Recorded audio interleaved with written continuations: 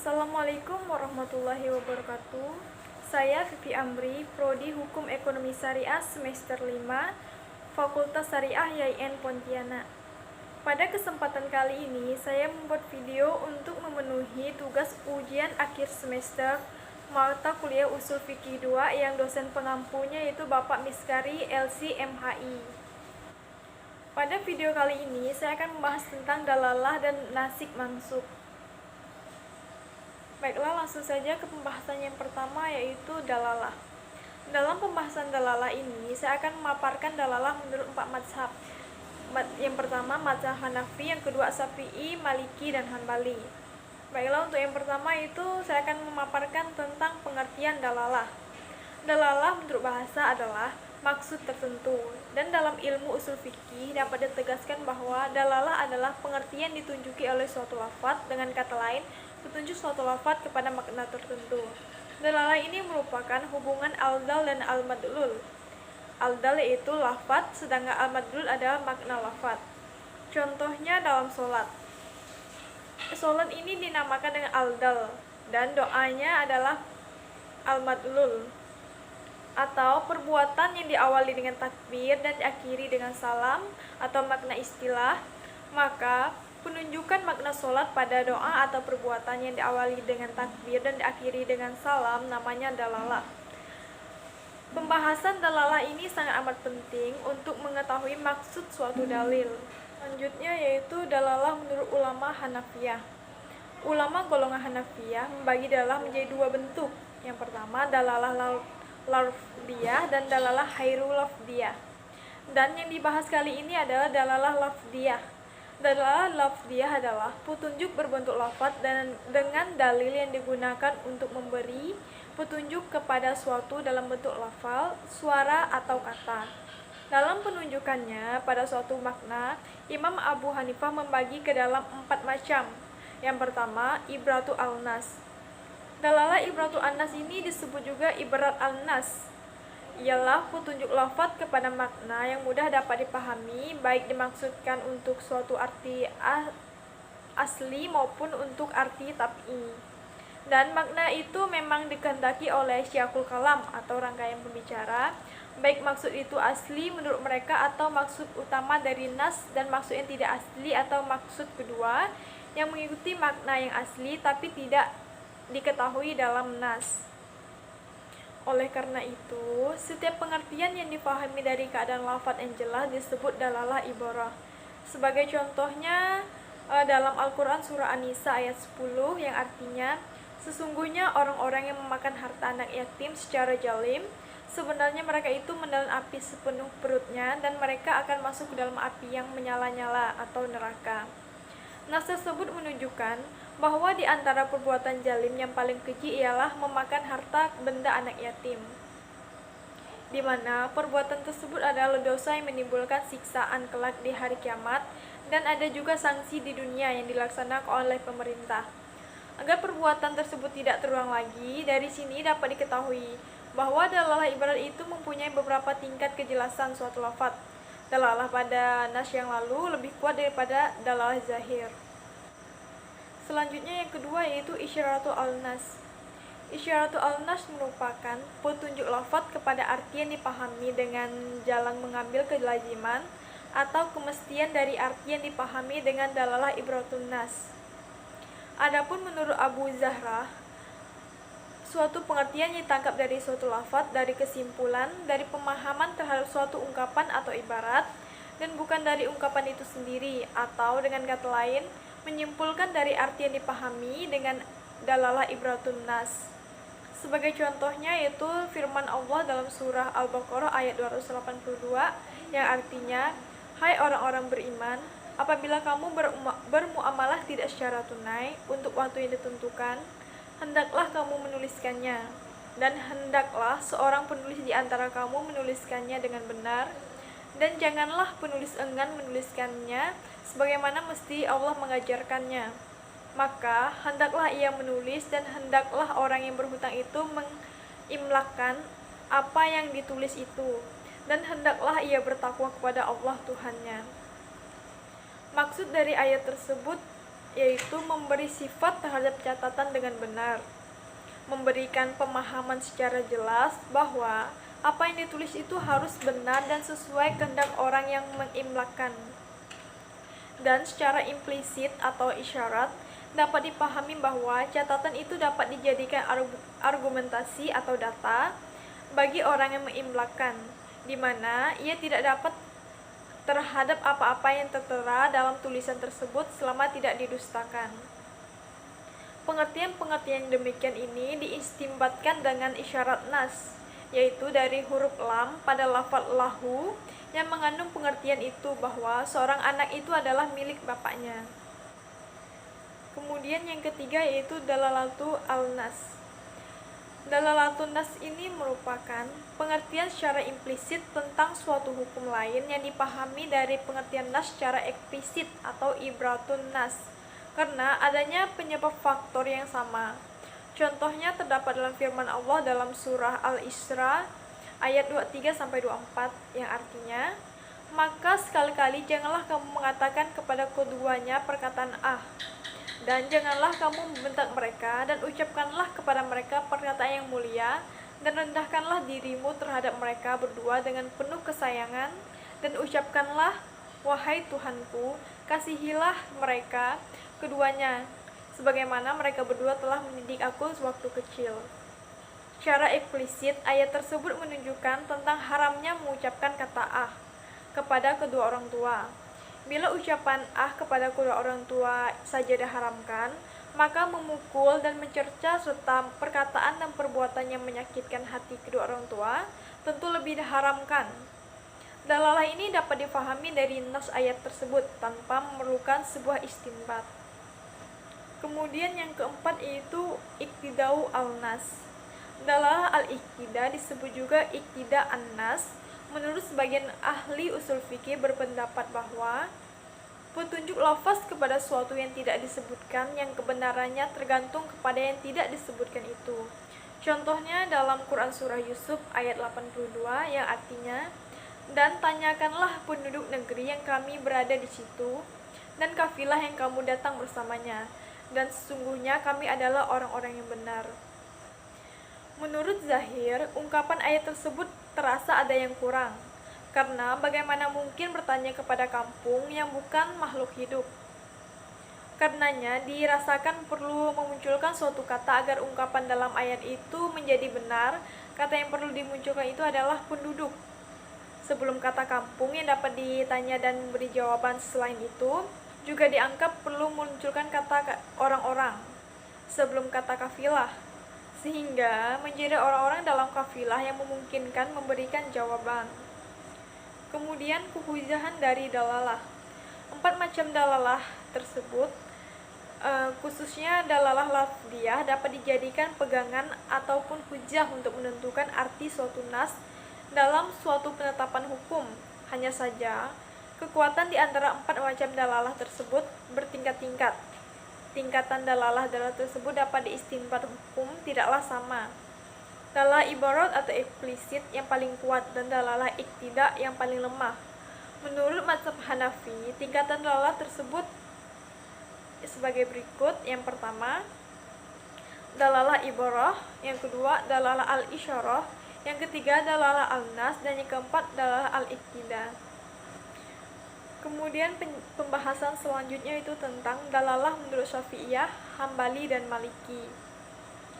Dalam pandangan ulama Syafi'iyah, dalalah dibagi menjadi 2 macam, yaitu dalalah mantuk dan dalalah mafhum. Yang pertama, dalalah mantuk. Dalalah mantuk dalam pandangan ulama Syafi'iyah adalah petunjuk lafaz menurut apa yang diucapkan atas hukum, memarut apa yang disebut dalam lafaz itu. Yang pertama yaitu dalalah mantuk. Dalalah mantuk dalam pandangan ulama Syafi'iyah adalah penunjukan lafaz menurut apa yang diucapkan atas hukum menurut yang disebut dalam lafaz itu.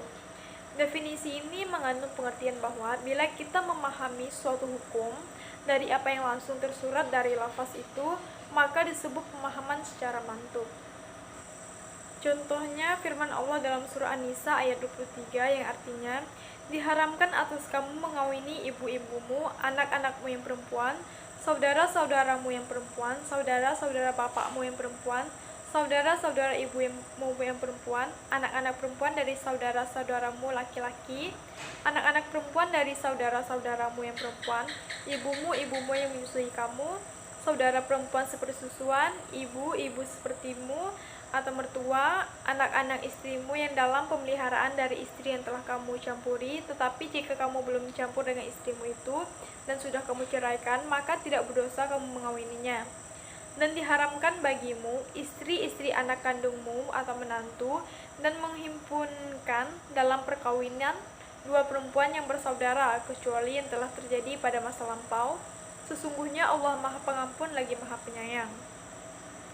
Ayat ini menurut mantuknya menunjukkan haramnya menikahi anak tiri yang berada di bawah asuhan suami dari istri yang telah digauli. Apa yang ditunjuk di sini memang jelas terbaca apa yang tersurat dalam ayat tersebut. Penunjukan begitu jelas dan tidak memerlukan penjelasan di balik yang tersurat itu. Secara garis besar, dalalah mantuk dibagi menjadi dua. Yang pertama, mantuk syarik atau jelas. Mantuk syarik ini adalah mantuk yang penunjukan itu ditimbul dari wad'iyah muthabikiyah dan wad'iyah tadmaminiyah. Menurut Syafi'iyah, yang dimaksud dengan mantuk syari ini adalah apa yang dimaksud dengan dalalah ibarah.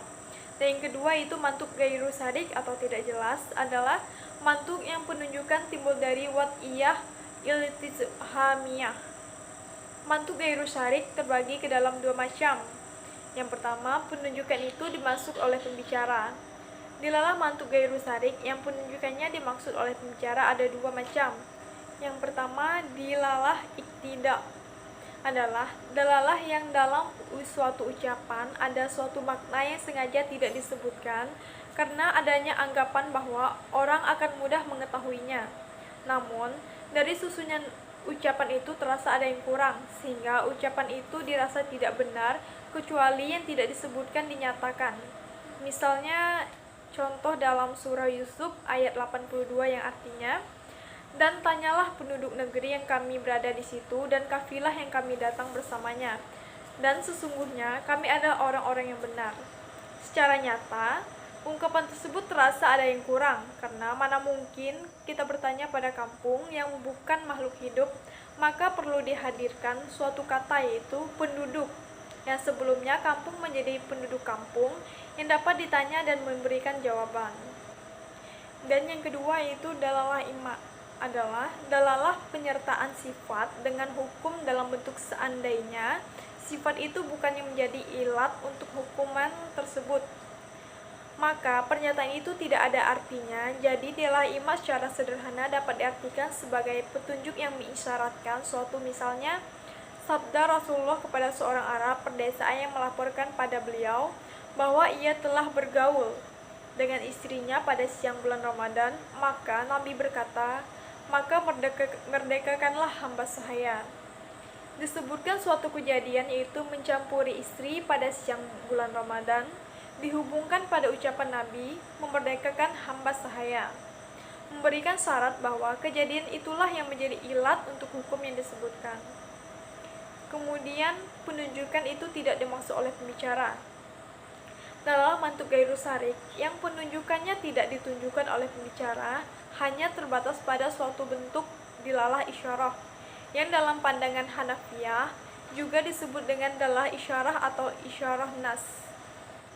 Dan yang selanjutnya yaitu dalalah mafhum.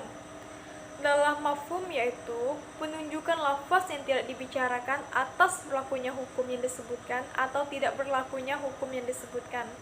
Contohnya firman Allah dalam surah Al-Isra ayat 23 yang artinya, jangan kamu mengucapkan kepada kedua ibu bapakmu ucapan uf, dan janganlah kamu membentak keduanya, dan ucapkanlah kepada mereka perkataan yang mulia. Hukum yang tersurat dalam ayat tersebut adalah larangan mengucapkan kata-kata kasar atau uf kepada dan menghardik orang tua. Dari ayat yang disebutkan itu juga dapat dipahami adanya ketentuan hukum yang tidak disebutkan atau tersirat dalam ayat tersebut, yaitu haramnya memukul orang tua dan perbuatan lain yang menyakiti orang tua.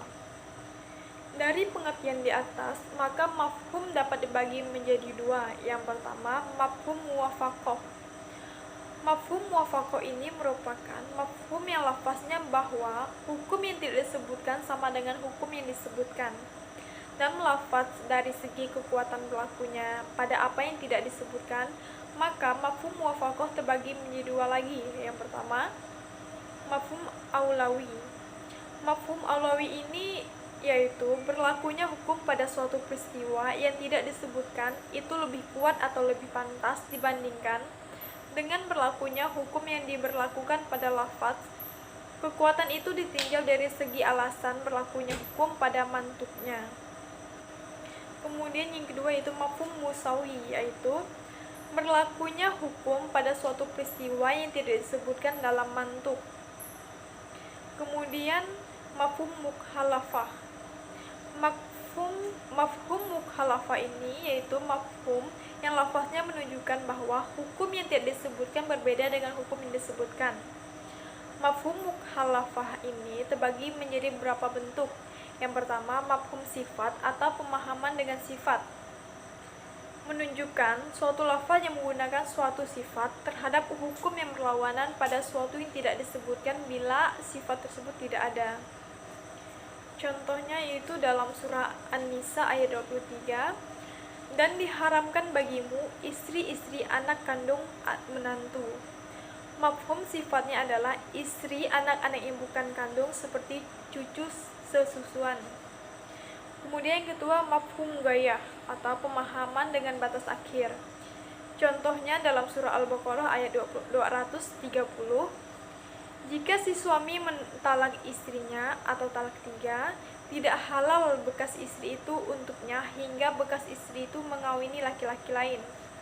Mafhum gayahnya adalah jika istri tertalak 3 itu kawin dengan selain suami yang telah mentalaknya. Kemudian yang ketiga itu mafhum syarat atau pemahaman dengan syarat. Contohnya dalam surah At-Talaq ayat 6 yang artinya, jika perempuan yang dicerai itu dalam keadaan hamil, maka berilah mereka nafkah sampai mereka melahirkan anak. Mafhum syaratnya itu jika istri-istri tertalak itu tidak sedang hamil. Kemudian yang keempat, mafhum adat atau pemahaman dengan bilangan. Contoh dalam surah An-Nur ayat 2 yang artinya, penjina perempuan dan penjina laki-laki pukullah masing-masing sebanyak 100 kali. Mantuk ayat tersebut adalah menetapkan pukulan 100 kali untuk penjina laki-laki dan perempuan. Mafhum adatnya adalah tidak sahnya pukulan terhadap penjina itu bila pukulan lebih atau kurang dari 100 kali yang ditentukan. Kemudian yang kelima yaitu mafhum al-laqab atau pemahaman dengan julukan. Contohnya, Muhammad utusan Allah. Mantuk dari ucapan itu adalah menetapkan kerasulan untuk seorang yang bernama Muhammad bin Abdullah. Mafhum laqabnya adalah tidak berlakunya kerasulan bagi orang selain Muhammad bin Abdullah. Kemudian selanjutnya yaitu pembahasan tentang nasakh mansukh. Yang pertama, pengertian nasakh mansukh. Secara etimologi, pengertian nasakh terbagi menjadi 3, yaitu al-ibtihal atau penghapusan, yang kedua al-izalah atau peniadaan, dan al-naqal perpindahan. Secara bahasa, nasakh berarti menghilangkan atau memindahkan dan merubah suatu perkara dari suatu keadaan. Sedangkan dari segi bahasa, nasakh bisa diartikan sebagai pembatalan atau penghapusan. Nasakh secara etimologi berarti menghilangkan, mengutip, dan menyalin. Ilmu ini sangat bermanfaat untuk pengamalan hadis bila ada 2 hadis makbul yang tanakud dan yang tidak dapat dikompromikan atau dijamak. Apabila dapat dikompromikan, hanya sampai pada tingkatan muktalif al-hadis. Kedua hadis makbul tersebut dapat diamalkan. Bila tidak bisa dijamak atau dikompromikan, hadis makbul yang tanakud tersebut ditajrih atau dinasyak. Sedangkan nasakh menurut istilah ulama usul adalah syar'i, menghilangkan suatu hukum syar'i dengan dalil. Dengan demikian, jelas bahwa nasakh berbeda dengan taksis, karena nasakh terjadi antara 2 nas yang turunnya tidak tidak semasa, tetapi yang menasakkan kemudian dari yang dinasakan. Sungguh, nasak itu telah berlaku dalam syariat Islam, karena Nabi SAW diutus kepada suatu kaum yang belum beragama, belum berpegang dalam undang-undang dan peraturan yang sekiranya mereka dihadapkan dengan hukum syariat. Sekaligus, niscayalah mereka tidak sanggup memikulnya. Oleh karena itu, Allah berlakukan terhadap mereka secara berangsur hukum yang mereka sanggup memikulnya. Banyak ada istiadat kaum Quraisy yang bertentangan dengan pri kemanusiaan yang adil dan beradab, dirombak dengan cara pelan-pelan dan berangsur-angsur. Kemudian mansuk adalah yang dihapuskan, yaitu hukum dalil syar'i atau lafaz yang dihapuskan. Penunjukan adanya nasak dalam syariat perlu diketahui bahwa adanya nasak dalam syariat atau adanya ayat Al-Quran yang mansuk atau dihapus hukumnya atau lafaznya oleh ayat lain ditunjukkan oleh dalil nakal atau ayat atau hadis, dalil akal dan ijma. Syarat-syarat nasak, adapun adanya nasak dalam Al-Quran juga diberlakukan beberapa syarat-syarat yang harus dipenuhi dan telah disepakati oleh jumhur ulama, yaitu ada 6 syarat. Yang pertama, dalil atau ketentuan nasik harus berpindah dengan dalil atau ketentuan mansuknya. Yang kedua, dalil nasik harus lebih kuat atau sama kuat daripada dalil yang mansuk. Jadi, dalil Al-Quran hanya bisa dimansuk oleh Al-Quran atau dalil hadis mutawatir, karena kedudukan dalil Al-Quran dan hadis mutawatir adalah sama-sama qat'i. Dan yang ketiga itu nasik harus berupa dalil-dalil syara'. Kalau nasiknya tidak berupa dalil syara' seperti mati, maka tidak disebutkan dengan nasyak. Tidak adanya hukum bagi orang yang sudah mati sudah bisa dipahami dengan akal tanpa petunjuk syara'. Kemudian yang keempat yaitu hukum yang mansuk adalah hukum syara'. Kemudian yang kelima itu dalil penghapusan hukum tersebut adalah hitbah syar'i yang datang lebih kemudian dari hitbah yang hukumnya dimansuk. Yang keenam, hitbah yang dihapuskan atau diangkat hukumnya tidak terikat atau dibatasi dengan waktu tertentu. Sebab, jika tidak demikian, maka hukum akan berakhir dengan berakhirnya waktu tersebut. Kemudian selanjutnya itu macam-macam nasakh. Yang pertama, nasakh Al-Quran dengan Al-Quran. Para ulama yang mengakui adanya nasakh telah sepakat adanya nasakh Al-Quran dengan Al-Quran, dan itu pun telah terjadi menurut mereka. Salah satu contohnya ayat iddah 1 tahun dinasakkan dengan ayat iddah 4 bulan 10 hari. Kemudian yang kedua yaitu nasakh Al-Quran dengan sunnah. Nasakh yang semacam ini terbagi dua macam. Yang pertama, nasakh Al-Quran dengan hadis ahad. Jumhur ulama berpendapat hadis ahad tidak bisa menasakkan Al-Quran, karena Al-Quran adalah nas yang mutawatir, menunjukkan keyakinan tanpa ada praduga atau dugaan padanya. Sedangkan hadis ahad adalah nas yang bersifat zanni dan tidak sah pula penghapusan suatu yang sudah diketahui dengan suatu yang sifat dugaan atau diduga. Adapun menasakkan Al-Quran dengan sunnah mutawatir, para ulama berbeda pendapat. Pertama, pendapat Malik, Abu Hanifah dan Ahmad dalam suatu riwayat membolehkannya. Dasar argumentasi mereka adalah firman Allah dalam Quran surah Al-Nazm ayat 3-4 yang artinya, dan tiadalah yang diucapkan itu menurut kemauan hawa nafsunya. Ucapannya itu tidak lain hanya wahyu yang diwahyukan kepadanya.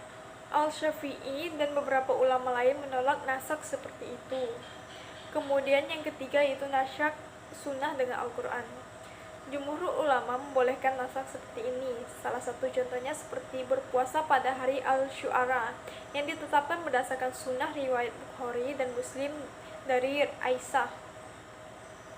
Dari Aisyah ia berkata, hari Asyura itu adalah wajib berpuasa. Ketika diturunkan kewajiban berpuasa bulan Ramadan, maka ada orang yang mau berpuasa dan ada pula yang tidak berpuasa. Hadis riwayat Bukhari Muslim. Maksudnya, semula berpuasa pada hari Asyura itu wajib, tetapi setelah turun ayat yang mewajibkan puasa pada bulan Ramadan, maka puasa pada hari Asyura itu tidak wajib lagi. Adapun ayat yang menasak itu adalah Quran Surah Al-Baqarah ayat 185 yang artinya, karena itu, barang siapa di antara kamu hadir di negeri tempat tinggalnya di bulan itu, maka hendaklah ia berpuasa pada bulan itu. Kemudian yang keempat yaitu nasak sunnah dengan sunnah. Sunnah semacam ini terbagi menjadi 4 macam. Yang pertama, nasak sunnah mutawatir dengan sunnah mutawatir, nasak sunnah ahad dengan sunnah ahad, nasak sunnah ahad dengan sunnah mutawatir, dan nasak sunnah mutawatir dengan sunnah ahad. Baiklah, itulah pembahasan dari saya. Mohon maaf apabila dalam pembahasan atau pemaparan saya ada kata-kata yang salah. Mohon dimaafkan. Akhir kata, billahi taufik wal hidayah. Wassalamualaikum warahmatullahi wabarakatuh.